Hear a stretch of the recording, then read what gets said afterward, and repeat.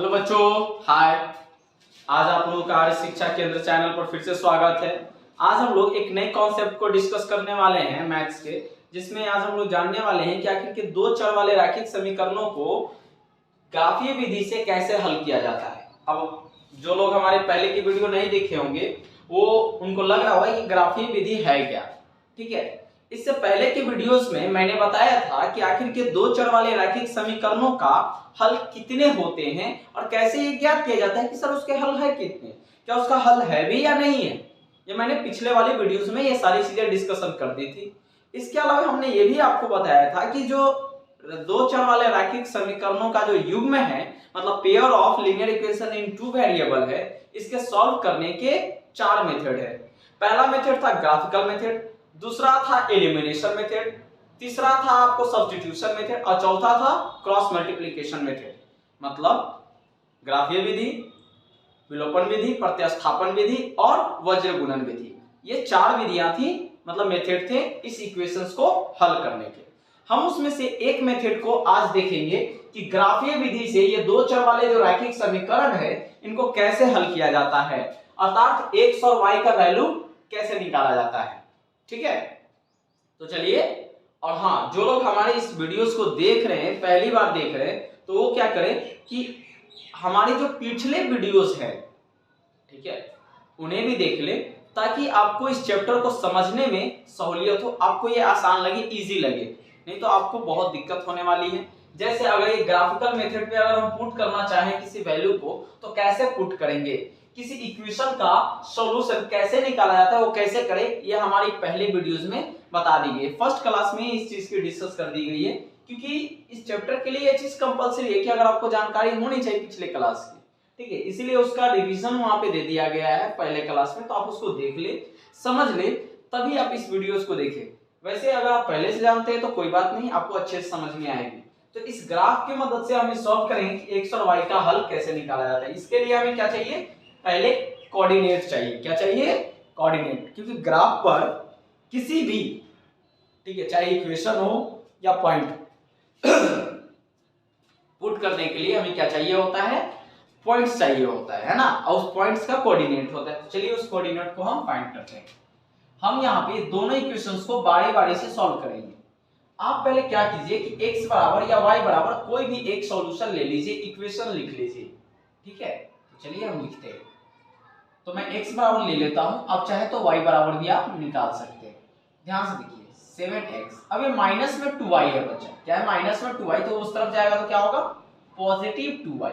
ठीक है, और x इक्वल टू क्या हो जाएगा, 1 + 2y/7। क्लियर। उसी तरह से अगर इसको देखें तो 3x = 15 है और ये पॉजिटिव है, तो इक्वल के उस तरफ जाएगा तो क्या होगा, नेगेटिव होगा 4y। ठीक है, अब यहाँ पे देख सकते हैं कि x बराबर आप क्या निकालिएगा, 15 - 4y/3।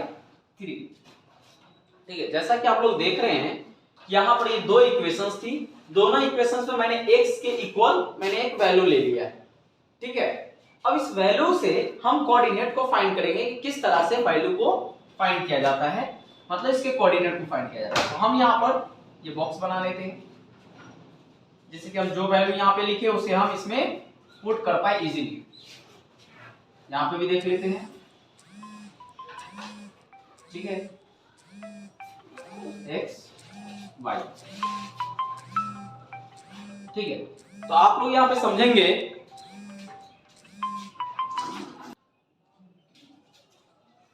तो देखिए यहां पर हम यहाँ पे y का कुछ वैल्यू पुट करेंगे। ठीक है, y का आप कोई भी वैल्यू पुट कर सकते हैं। तो देखिए यहां पर y का वैल्यू हम ऐसा पुट करेंगे, कोशिश करेंगे कि हमारे जो x की जो वैल्यू हो या जो भी कोऑर्डिनेट है वो डेसिमल में ना आए, फ्रैक्शन में ना आए। क्यों, क्योंकि अगर डेसिमल और फ्रैक्शन में आएंगी तो उसे इस ग्राफ पर पुट करने में बहुत समस्याएं आएंगी, क्योंकि आपके ग्राफ पे पॉइंट को रिप्रेजेंट करने का ऑप्शन नहीं होता। जैसे अगर वैल्यू आ गया 0.75, 0.327, कहां पुट करोगे, अप्रोक्स वैल्यू तो पुट कर सकते हो, लेकिन कहां पुट करोगे, दिक्कत हो जाएगा, है ना। तो वैसे कंडीशन में इस बात का ध्यान रखें कि हमारी जो आंसर है वो फ्रैक्शन में ना आए, डेसिमल में ना आए, एग्जैक्ट नंबर है, एग्जैक्ट इंटीजर है, मतलब माइनस प्लस अब जो ले चलेगा। तो ध्यान देते हैं यहाँ पे तो y का वैल्यू हम बारी बारी से रख के देखते हैं, 0 -1 +1 -2 +2 रख के चेक करते हैं, कोशिश करें कि आ जाए। अगर हम यहाँ पे 0 रखते हैं तो आप देखोगे कि 2 × 0 0 खत्म, ठीक है। तो 1/7 आ जाएगा, नहीं पुट करेंगे। 1 रखते हैं तो 2 × 1 वो 2 आ जाएगा, और 1 और 2 3 आ जाएगा, तो 3/7 आ जाएगा। -1 रखते हैं तो -2 + 1 आ जाएगा, -2 + 1 आ जाएगा, जो कि -1/7 आंसर देगा। अगर हम 2 रखते हैं तो आप देखोगे 2 दूनी 4 और 1 5/7 आ जाएगा, नहीं होगा। -2 रखते हैं तो -3/7 आ जाएगा। 3 रखते हैं तो आप देख सकते हो 3 दूनी 6, 6 और 1 7, हाँ जी कट जाएगा। अर्थात हम देख रहे हैं कि अगर y बराबर 3 रख रहे हैं तो x बराबर हमारे पास आ रहा है 1 + 2y/7, मतलब 1 + 2 × 3/7, अर्थात 1 + 6/7 = 7/7। आपका आंसर 1 आ रहा है। इसका मतलब है कि हम लोगों ने अगर y = 3 रखा तो हमारे पास कितना आ रहा है, 1 आ रहा है। क्या और कोई वैल्यू इसके अंदर रखी जा सकती है? देखिए 5 रख सकते हैं, 4 रख सकते हैं, 4 दूनी 8। अच्छा -3 रखते थे किसी तो -3 × 2 -6 हो जाएगा, -6 में 1 चेक करेंगे -5। अच्छा 4 रख के चेक करते हैं, 4 दूनी 8 और 1 9 हो जाएगा, नहीं होगा। -4 रख के देखते हैं, -4 × 2 -8 और 1 -7 आ जा रहा है। इसका मतलब है कि अगर हम y बराबर 4 लेते हैं तो आप देख रहे हो कि x = 1 + 2y/7 है। 1 + 2 × -4/7 = आप देख सकते हो 1 - 8/7 -7/7 बचेगा, जो कि 1 टाइम्स में कट जाएगा तो -1। मतलब हम लोगों ने y = 4 लिया तो x = हमारे पास क्या है, -1। चलिए ये हो गया आपके 2 पॉइंट्स इस इक्वेशन के जो ग्राफ खींचे जाएंगे उसके लिए। इसके लिए हम देखते हैं जिस तरह से इधर हम लोगों ने बारी बारी से रख के चेक किया, वैसे ही इधर भी रख के चेक करेंगे ताकि हमारा काम आसान हो जाए। फर्स्ट ऑफ ऑल अगर आपको y = 0 रख लो तो 4 × 0 0 हो जाएगा, बच गया 15, 15/3 3 5 15 कट जाएगा, ठीक है सर। y = 0 ले रहे हैं तो 3 5 अच्छी बात है, कट गया। अब क्या लेंगे, 1 ले सकते हैं सर। 1 ले रहे हैं तो आप देख रहे हो -4, 15 में से 4 गया 11 बच रहा है, नहीं होगा। क्या यहाँ पे और कोई वैल्यू रखा जा सकता है, -1 रख के देखते हैं। तो -4 - 1 मल्टीप्लाई करेंगे तो +1, तो 15 गुणे 15 और 4 कितना हो जाएगा, 19/3 फ्रैक्शन में आ जाएगा। 2 रखते हैं, 4 दूनी 8, ठीक है। तो 15 8 23 हो जाएगा। अगर माइनस में लेते हैं, प्लस में लेते हैं तो 15 में से 8 गया 7 हो जाएगा, नहीं होगा। और कुछ रखा जा सकता है? तो देखिए ऐसा नहीं है कि मैं चाहूं तो डायरेक्टली भी रख सकता हूं, हमें पता है, ठीक है कि क्या हो सकते हैं। लेकिन फिर भी जिस तरह से एक स्टूडेंट सोचता है, ठीक है, एक स्टूडेंट कैसे सोचता होगा, पहले रखता होगा कि हाँ जी कि यहाँ पे y = क्या होगा, y = क्या होगा, क्या x रखे, 1 रखे, 0 रखे, 2 रखे, -1 -2। हम बिल्कुल उसी तरह से जैसे आपके एक नॉर्मल स्टूडेंट सोच सकता है, ठीक है, उसी पर्पज से मैं ये बता रहा हूँ और उसको इजी करने का प्रयास कर रहा हूँ। और ये मेथड आप उसी मकसद से समझ रहे हैं ताकि आपके काम आसान हो जाए, ठीक है। तो आप बिल्कुल जैसे मैं बता रहा हूँ वैसे ही आप ट्राई कर सकते हो, आसान होगा। अब यहाँ पे ध्यान दीजिए, अगर हम -3 वैल्यू रखें, -3 वैल्यू रखिए या +3 वैल्यू रखिए, ठीक है। अगर मैं +3 वैल्यू रख रहा हूं तो आप देख रहे हो कि y = क्योंकि 4 की 12, अब 15 में से 12 गया क्या आएगा, 15 में से 12 गया 3, मतलब कट सकता है। तो y = अगर हम 3 रख रहे हैं तो x = 15 - 4y/3, तो 15 - 4 × 3/3, तो आप देख रहे हो 15 - 12/3, जो कि 3/3 बचा और एक कट गया 1 टाइम्स में। चलिए सर, ये तो हमारे पास आ गए कोऑर्डिनेट्स, जिसकी मदद से हम इन दोनों इक्वेशंस का ग्राफ खींचेंगे, ठीक है।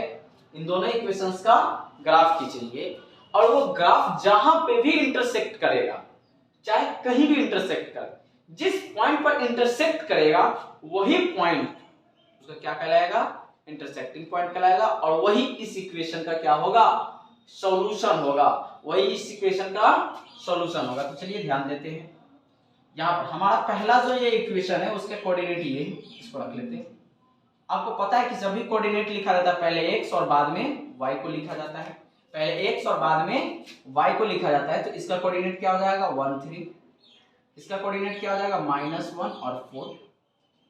अगर आप इसके कोऑर्डिनेट्स की बात करें हुए, इसके कोऑर्डिनेट्स क्या आ जाएंगे, पहले x फिर बाद में y, फिर x बाद में y, +3 है, +3 रखेंगे, तो ये हमारे कोऑर्डिनेट हो गए।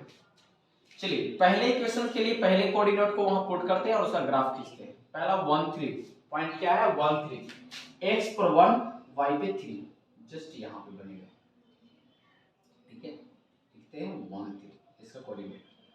दूसरा क्या है -1 4, x पर -1 y पे 4, x पर -1 और ठीक -1 के सामने ये -4, -1। अगर आप इसका ग्राफ खींचोगे तो ये ग्राफ इसका ऐसे आएगा बच्चा, इसका ग्राफ ये आएगा, ठीक है।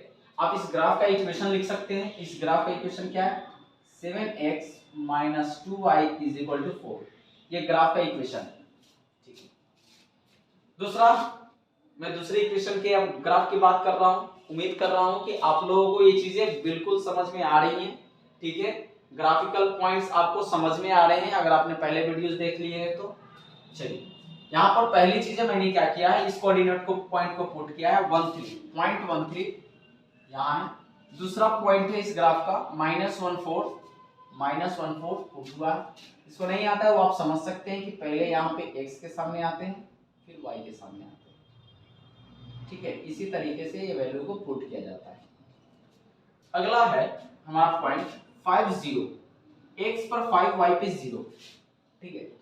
तो देखो x पर 5 है और y पे 0 है, मतलब इसके आगे हमको जाना भी नहीं है, तो ये पॉइंट है, ये जो पॉइंट है, ठीक है, ये। तो इस पॉइंट का कोऑर्डिनेट क्या होगा x पर 5 y पे 0, सॉरी यहाँ पे नहीं लिख रहा होगा, मैं इस पॉइंट को नीचे लिख देता हूँ, x पर 5 y पे 0, ठीक है। अब दूसरा पॉइंट क्या बोल रहा है x पर 1 y पे 3, x पर 1 y पे 3, x पर 1 y पे 3, बिल्कुल यही कोऑर्डिनेट आ रहा है। चलिए अब इस कोऑर्डिनेट को इंटरसेक्ट करवाते हैं, कैसे होगा जी। ग्राफ खींचने के लिए, तो चलिए ग्राफ खींचने के लिए मैं एक अपनी छड़ी का प्रयोग कर रहा हूं जो मेरे पास थी, ताकि ये सीधी बने, क्योंकि ऐसे ये दिक्कत होगा, ठीक है। मैं बनाने का प्रयास कर रहा हूं।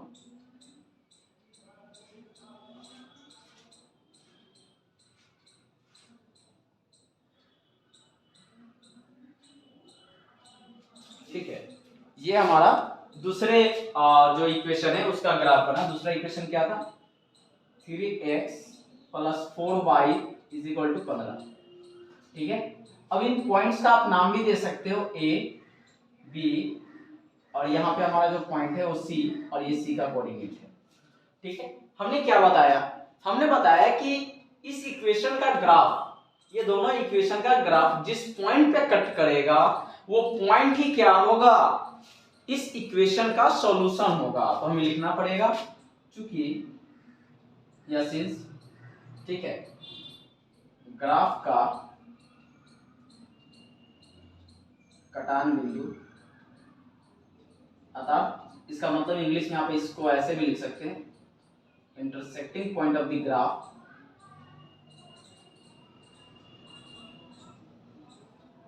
पॉइंट ऑफ द ग्राफ इसको क्या है b है, और आपको पता है कि b का कोऑर्डिनेट जो है क्या है 1 3, क्योंकि दोनों ग्राफ 1 3 पे ही कट कर रहे हैं। तो x का वैल्यू हमारे पास कितना आ गया 1, x का वैल्यू आ गया 1, और y का वैल्यू कितना आ गया, आप देख रहे हो y का वैल्यू 3 आ गया, ठीक है। x का वैल्यू 1 आ गया, y का वैल्यू 3 आ गया। यही आपका फाइनल आंसर है बच्चों, यही आपका फाइनल आंसर है, ठीक है। मैं उम्मीद कर रहा हूं कि आप सभी को समझ में आ रहा है। जिसको नहीं समझ में आया उस वीडियो को एक बार और देख लेंगे, उनको ये जल्दी समझ में आएंगी, ठीक है। आपको कहीं से भी आप वीडियोस को रोक करके अपनी डायरी में कॉपी में नोट जरूर कर लीजिएगा, ठीक है, ये आपके लिए। और हाँ, कभी कभी क्या होंगे कि ये दोनों पॉइंट्स मैच नहीं कर रहे होंगे, ठीक है। मैं थोड़ा नीचे समझा देता हूँ। कभी कभी क्या होता है कि दोनों पॉइंट्स मैच नहीं कर रहे होते, तब ऐसा कंडीशन में क्या करेंगे सर, आपके तो ये दोनों पॉइंट्स तो सेम आ गए। आप ये कह सकते हो कि सर आपको ये दोनों पॉइंट सेम आ गए, जिसे आपने आसानी से आंसर निकाल दिया। मेरा तो नहीं आ रहा है दोनों में सेम, मेरा तो नहीं आ रहा है दोनों में से, तब हम क्या करें? तो आप सिंपल कर सकते हो, एक काम कर सकते हो जिससे कि आप आसानी से उसको हल कर पाओ। देखो क्या करना है, ठीक है। आप क्या करो, इन दोनों इक्वेशंस को इक्वेट कर लो, ठीक है। ये आपका इक्वेशन 1 है, ये आपका 2 है। अब इन दोनों इक्वेशन को इक्वेट कर लो फ्रॉम इक्वेशन 1 एंड 2, 1 एंड 2 मतलब समीकरण 1 और 2 से।